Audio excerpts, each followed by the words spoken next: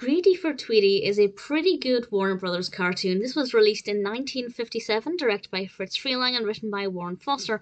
And we've got Mel Blanc voicing everybody apart from Granny, who is of course voiced by June Foray.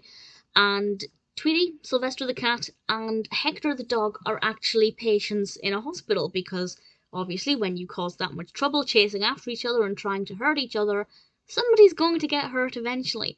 And Hector and Sylvester, despite being in bed with plaster casts and bandages on, they still both want to try and get, well, each other. Sylvester wants to try and get Tweety, and of course, the dog doesn't want Sylvester to get up to any mischief. The dog wants to make sure that he's got everything in check. And they both keep getting out of bed, but Granny keeps catching them and making them even more strapped up and even more immobile, but neither of them are willing to give up. And I rather enjoyed it. I feel like Tweety was particularly adorable with his little bed and the little crank and the hospital signs. Absolutely adorable. Sylvester, as a cat fan, I kind of felt for Sylvester. I really did.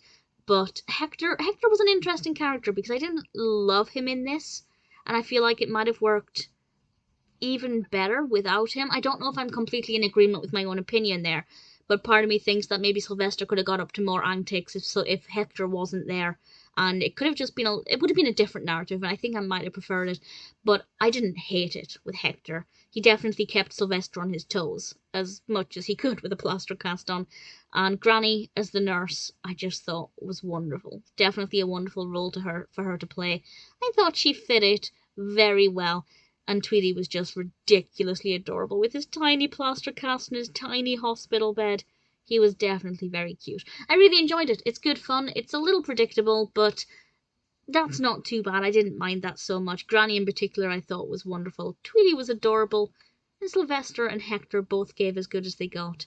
Definitely one that I'm happy to recommend.